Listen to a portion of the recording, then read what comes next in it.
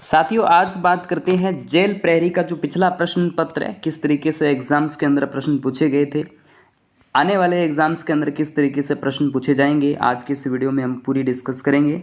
जो विद्यार्थी नए हैं, इस वीडियो को पहली बार देख पा रहे हैं, हमारे इस यूट्यूब चैनल और फेसबुक पेज को ज़रूर फॉलो करेंगे।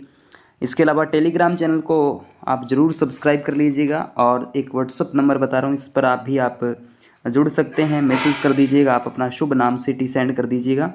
तो आइए साथियों, आज का पहला प्रश्न आपकी मोबाइल स्क्रीन पर, लेकिन उससे पहले आप इस वीडियो पर एक प्यारा सा कमेंट जो है आपका हो जाना चाहिए। तो साथियों, इस नंबर पे आप मैसेज कर दीजिएगा। आइए, आज का पहला प्रश्न आपकी मोबाइल स्क्रीन पर कुछ इस तरीके से आ चुका है।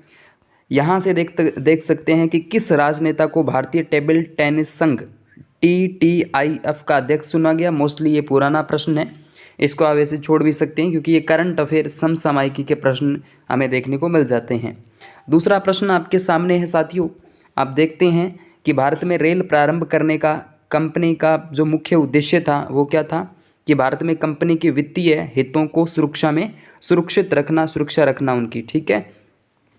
उसके बाद कौन सी नदी भेड़ाघाट के समीप कपिल धारा जलप्रपात का निर्माण करती है? नर्मदा नदी मोस्ट इम्पोर्टेंट है। कपिल धारा जलप्रपात यहाँ से देखने को मिल जाता है, किसके समीप है? ये भेड़ाघाट के समीप आ जाती है। उसके बाद निम्न में से कौन सा सर्च इंजन नहीं है? देखो, गूगल, याहू और बिंग, ये तो सारे सर्च इंजन, यहाँ पर तो हम किसी भी चीज़ को सर्च करते हैं, लेकिन सफारी का नाम आपने सर्च इंजन के रूप में सुना नहीं होगा। उसके बाद वी लक्ष्मण जी जो है वो क्रिकेट से संबंधित है, कोई दिक्कत नहीं है, टेस्ट क्रिकेट के लिए जाने जाते हैं, याद रखिएगा। उकाई परियोजना, ये गुजरात में ताप्ती नदी पर स्थित है। उकाई परियोजना इंपॉर्टेंट है। उकाई जो परियोजना है वो आपके ताप्ती नदी पर है। उसके बाद किस देश की विद्या देवी भंडारी राष्ट्रपति 17 से 21 अप्रैल को भारत का दौरा? नेपाल, ये पुराना प्रश्न है। उसके बाद बात करते हैं सिंधु जल समझौता किन दो देशों के बीच में है? तो ये भारत और पाकिस्तान के बीच में है, याद रखना। उसके बाद किस शहर को हिमाचल प्रदेश की दूसरी राजधानी? धर्मशाला, ठीक है, धर्मशाला याद रखिएगा। वह कौन सा प्रथम भारतीय था जो ब्रिटिश संसद के लिए निर्वाचित हुआ? दादा भाई नौरोजी जो है ब्रिटिश जो संसद है उसके लिए निर्वाचित हुए थे। लाल किले में मोती मस्जिद किस मुगल बादशाह ने बनवाई थी? मोस्ट इम्पोर्टेंट प्यारा प्रश्न है, जेल प्रहरी में पूछा गया प्रश्न है, ये याद रखना, औरंगजेब द्वारा। कि लाल जो किला है दिल्ली के अंदर है और मोती मस्जिद जो है किस मुगल बादशाह ने बनवाई थी? तो ये दोस्तों यहाँ पर आपको बता दूँ, औरंगजेब।